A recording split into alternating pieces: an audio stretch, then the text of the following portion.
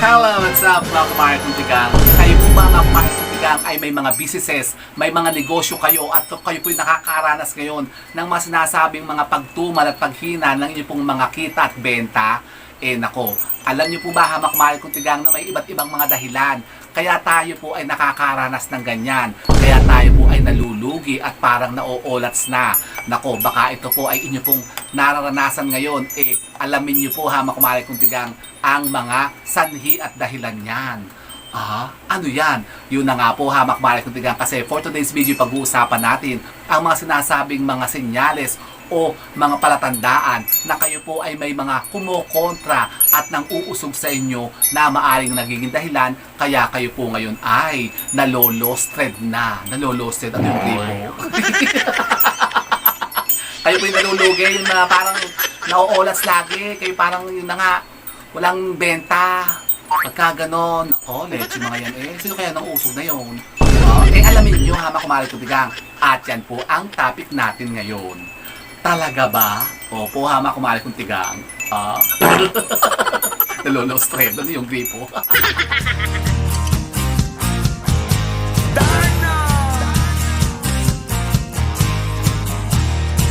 Nga po ha mga kumare kong tigang, isang mapagpalang araw naman po sa inyong lahat at naway nasa mabubuti po kayo kalagayan ngayon kasama niyo po mga pamilya at mga mahal sa buhay. So for today's topic po ha mga kumare kong tigang ay ito, pag-uusapan natin yung mga sinasabing mga dahilan o palatandaan o sinyales na baka kayo po ha mga kumare kong tigang ay nalulukuba na ng mga masamang dalangin o maldisyon ng mga tao na naiinggit sa inyo kung nararanasan po ninyo ito sa mga negosyo po ninyo. Opo ha, makmahal kong tigang, kasi usapang negosyo naman po tayo ngayon at yung mga sinasabing dahilan kaya tayo po'y nalulugi. Leche, lugi na naman po. Pues, ano ba yung mga sinasabing mga palatandaan at senyales na yan na tayo po ay, baka nga pinapadalhan na ng masamang panalangin at maldisyon ng mga tao na nainggit sa atin.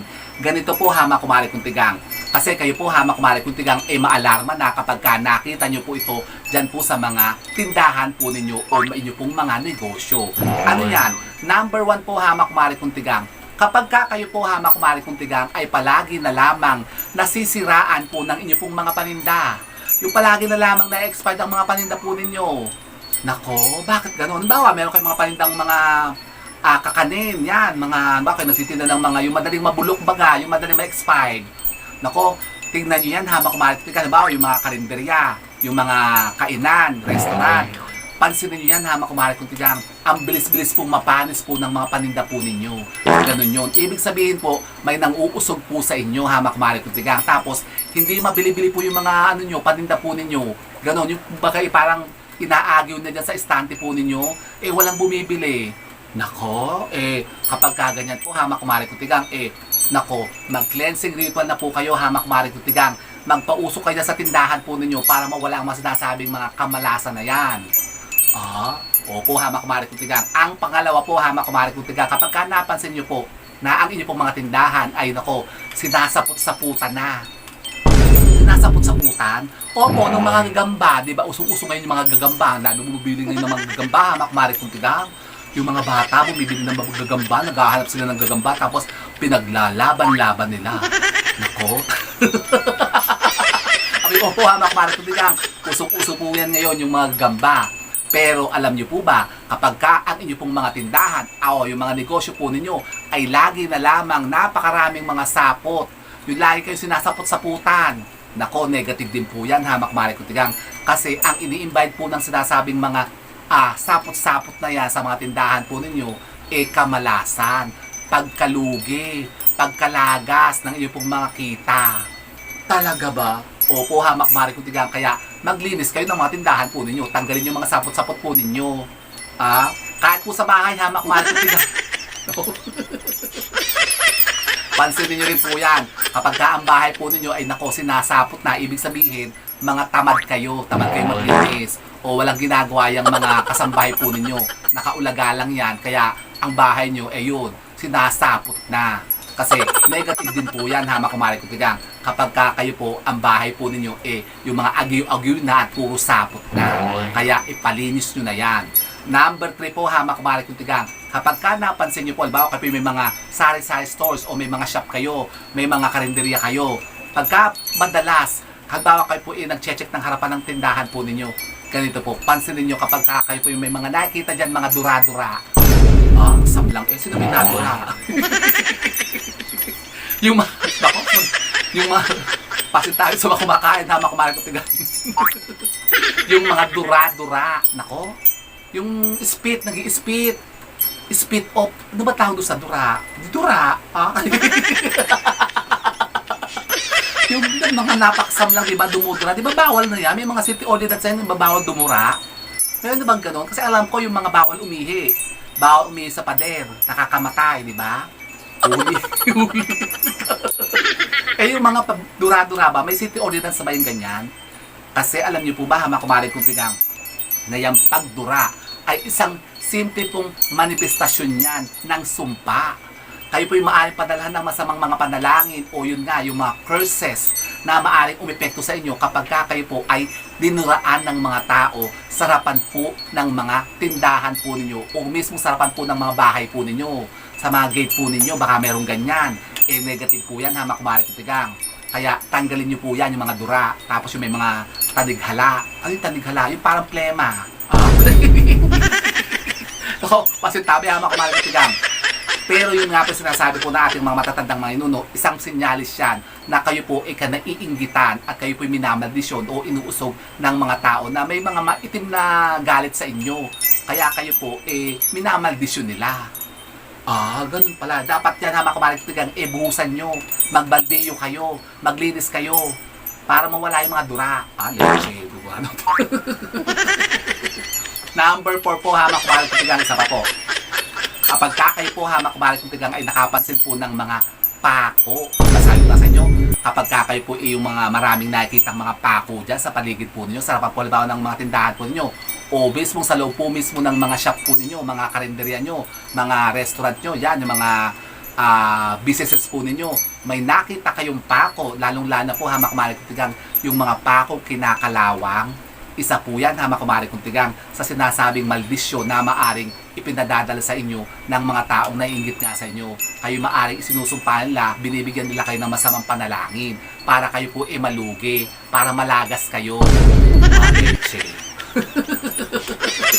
Opo, kapag gaganyan po na kayo pinakakita po ng mga pako dyan sa harapan po ng mga tindahan po ninyo, kunin nyo agad yan, kumarin kong tigang, tapos itapon nyo po yan sa mga any body of water. Pwede po yung mga kanal, mga creek, kumarin kong tigang. Pero mas maganda po kung meron kayo mga ilog-ilog, doon nyo siya ibabato. Tapos, magpetisyon kayo na halimbawa, sabihin nyo ganito, lahat ng sumpa na ipinadala sa inyo, ibalik doon sa taong nagpadala sa inyo nito. Tapos, ibulong nyo yan doon sa pako, ibato nyo yan sa tubig. Yan, kahit sa mga ilog-ilog, sa mga kanal, sa creek, pwede po yun, kumarin kong tigang. At makokontra yung mga sinasabing mga kamalasan na yan. Ganun ba? Opo, kumarin kong tigang. Ang isa pa po, halimbawa kayo po may mga tanim-tanim dyan. Yan ba sa mga, yung mga garden. Kapag kayo po, kumarin kong tigang, mga business po ninyo, meron kayong mga tindahan dyan ng mga halaman, ganyan. O yung may mga, basta may garden, basta meron kayong mga, yung mga landscape. Tapos napansin nyo po, kumarin kong tigang, yung mga halaman nyo dyan sa mga businesses po ninyo, nalalanta. Basta nalalanta yung nagkakanda tuyo-tuyo yung didiligan nyo naman. Tapos nangangamatay po yung mga landscaping nyo dyan o kahit po mismo sa mga tahanan po ninyo, kumarin kong tigang.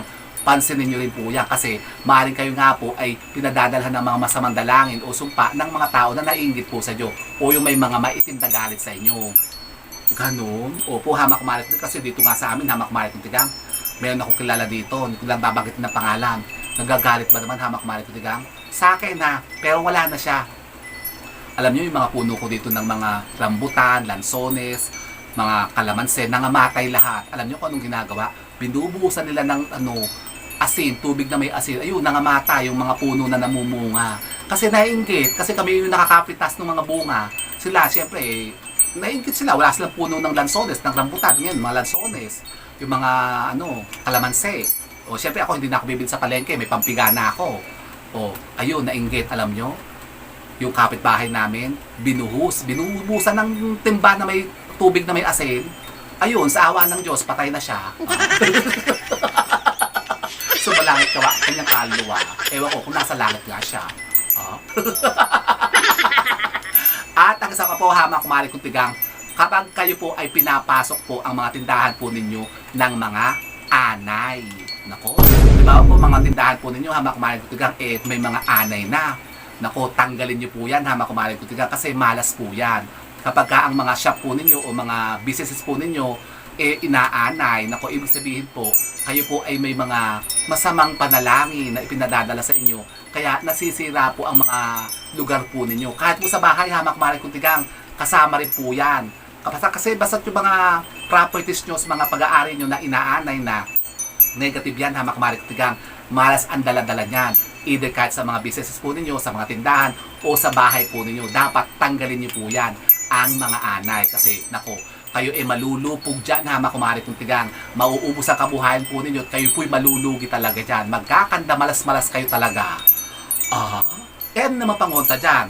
Ganito po, hama kumari kong tigang. Kung gusto naman po kayo po ay makaakit naman ng mga sinasabing mga kaswertihan at mawala yung mga sinasabing mga maldisyon na yan, ito po ang gagawin po ninyo. Ganito po ang gagawin nyo, hama kumari kong tigang. Tayo po may gagamitin dito isang napaka-powerful to na manifesting ritual na kokontra sa mga sinasabing mga maldisyon na yan na maaari nga pong nagpapahirap po sa inyo kaya kayo po'y nalulugi na. Ganito po, kayo po'y kumuha lamang po ng isang tabong tubig. Yan, pagkatapos po, meron tayong uusalin na isang orasyon na talagang napaka-powerful po nito na makakontra sa mga sinasabing mga kamalasan na yan at napakainam din naman po na makahikayat ng mga sinasabing mga positive energy para kayo naman pipasukan ng mas maraming mga customers, mas maraming kliyente at parokyano at kayo po'y bebenta ng mas malaki. Ano yung orasyon na yan? Ito po, hamak kumari kong tigang. Ganito po, hamak kumari kong tigang. Gagawin nyo po ito araw-araw tuwing umaga po bago po kayo magbukas ng mga tindahan po ninyo. Uusalin nyo lamang po isang napaka-powerful po na manifesting spell na aakit ng mga sinasabing mga positibong enerhiya na yan at magtataboy naman po ng mga kamalasan. Yan, ito po ang ating spell, hamak kumari kong tigang. At yan po, nakasulat na po yan dyan sa ating screen. Kopyahin nyo na lamang po yan. Yan po ay 3 beses nyo lamang uusalin sa isang tabong tubig. Pagkatapos po, yan po ay ibubuso lamang po sa harapan po ng inyong mga tindahan o ng harapan po ng mga businesses po ninyo. Pwede rin po sa mga harapan po ng gate ng bahay po ninyo. Para yung nasabing lahat ng kamalasan na iniwandan dyan sa inyo ay maglahong tuluyan at para mawala po yan. Ganun ba? Opo, hamak kumari kong tigang. Kaya subukan nyo po yan. Kung kayo po ngayon, hamak kumari kong tigang, ay nakakaranas ng sobrang yun nga po, pagkalugi, pagkatumal, at pagkalostred. Pagkalostred, ano yan, gripo? yung pagkatingarngar.